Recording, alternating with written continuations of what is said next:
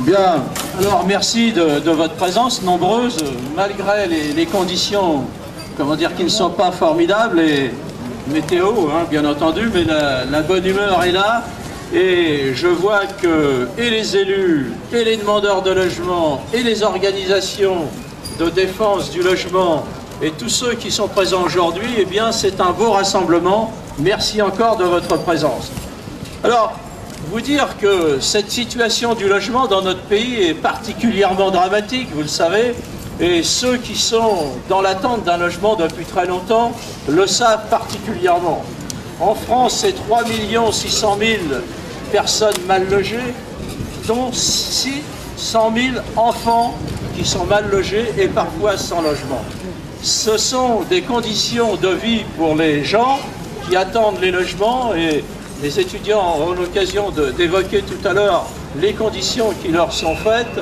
Eh bien, ces conditions de vie sont totalement inacceptables dans un pays comme le nôtre. D'autant plus que l'État se désengage de plus en plus du financement du logement social, et dans ce département, la situation est encore pire. Elle est encore pire parce qu'on enregistre 35 000 demandes de logement dans le département du Val-d'Oise, et ces 35 000, comment dire, demandes de logement, ce qui n'est pas facile dans ces conditions, vous en conviendrez. Bon, ça va aller. Ces 35 000, comment dire, demandes de logement, il n'y a que par an 8 000 attributions qui sont faites dans ce département. Vous voyez bien que tous les ans, eh bien, vous faites la déduction, il y a, comment dire, 27 000, comment dire, demandes de logement qui ne sont pas satisfaites. Bien évidemment, dans nos villes, on connaît bien ça. Le maire d'Argenteuil nous en parlera, le maire de Montigny le sait aussi. À Besançon, on le sait, eh bien, les demandes s'allongent, les files d'attente s'allongent, et puis c'est de plus en plus long, c'est de plus en plus difficile.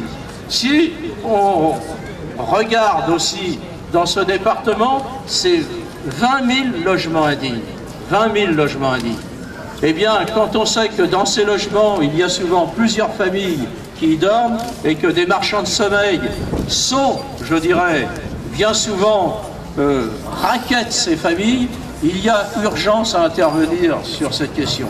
Et puis, 3 000 SDF dans notre département, 3 000 SDF. C'est encore pire. Et de plus en plus souvent maintenant, des enfants et des femmes et des jeunes sont touchés par ce mal logement. C'est proprement inacceptable, et en même temps, on voit dans ce département, mais dans d'autres, hein, et il est bien que ce collectif départemental que nous animons, eh bien, commence à faire des petits, parce que j'ai vu que dans les Hauts-de-Seine, également, la même initiative est en train de se prendre. Et là aussi, les demandeurs de logement, les élus, les associations se tournent vers les préfets, se tournent vers l'État pour dire ça ne peut plus durer.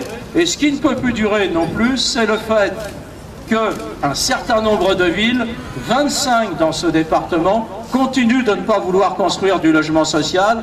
Et dans ces 25 villes, il manque 6 000 logements. 6 000 logements ne sont pas construits dans ces villes. Et il y a 3 000 demandeurs dans ces 25 villes du Val-d'Oise.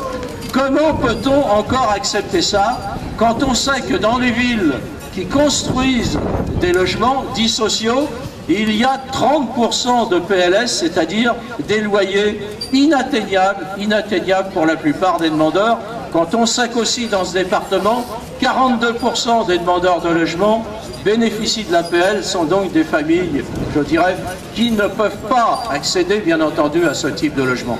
Donc il y a une situation de plus en plus dramatique sur laquelle nous devons tous peser, nous devons tous agir.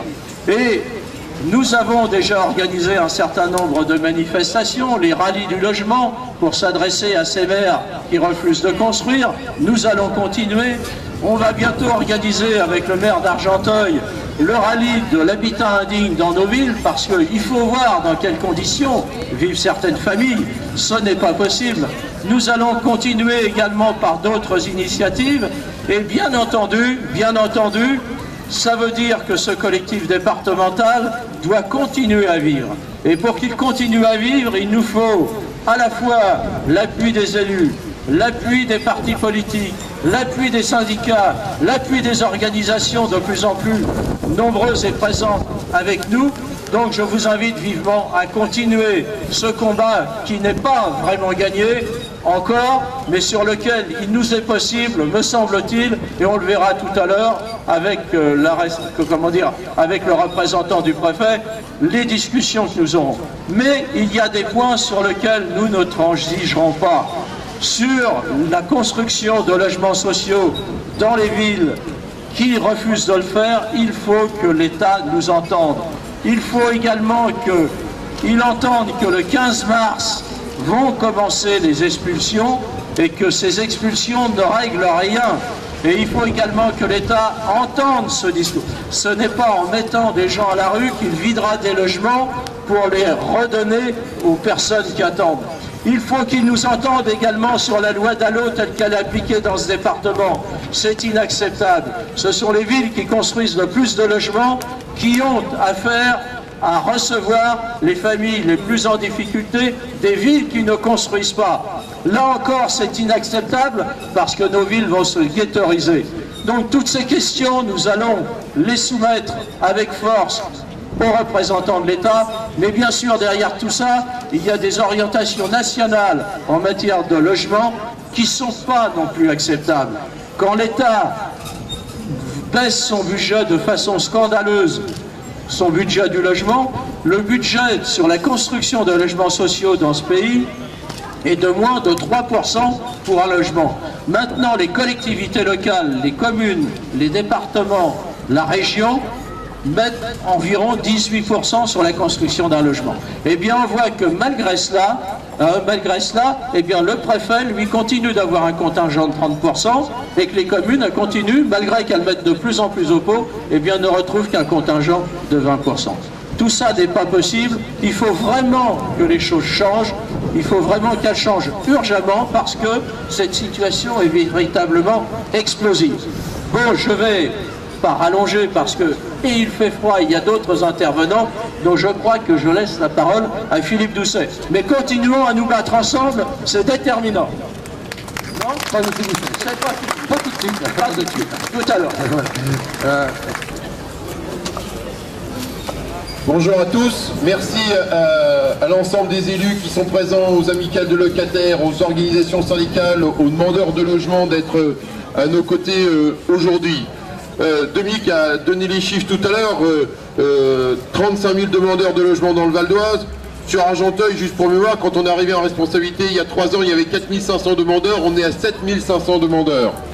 Donc aujourd'hui, on le voit tout à fait, nous vivons une vraie crise du logement dans ce pays, avec une intensité encore plus importante en Île-de-France, donc dans le Val d'Oise, et tous les ans, les élus interpellent le gouvernement. Tous les ans, le rapport de la Fondation de l'Abbé Pierre donne les chiffres à la fois sur les SDS, sur le logement indigne, sur les logements insalubres, sur les logements sociaux, etc., etc. Et il ne se passe rien. Ou plus exactement, il se passe des choses simples. Tous les ans, en sens inverse, le gouvernement diminue les sommes allouées au logement social, démantèle toute la structure de financement du logement social et fait un choix politique. Monsieur Marsac l'a rappelé, fait un choix politique clair qui est on aide par le biais de la loi Cellier à l'accession à la propriété aux investisseurs pour que ceux qui ont de l'argent puissent continuer à s'enrichir encore plus. Et en sens inverse, sur le logement social, il y a de moins en moins de financement. Donc nous nous trouvons aujourd'hui dans une situation qui ne peut plus durer. Nous ne pouvons pas avoir cette... On va bientôt se retrouver comme après la Seconde Guerre mondiale, dans une crise dramatique du logement, puisque depuis des années et des années, il ne se passe rien. Donc nous demandons des choses extrêmement simples. Nous demandons des choses extrêmement simples. Nous demandons que le logement redevienne une véritable priorité nationale.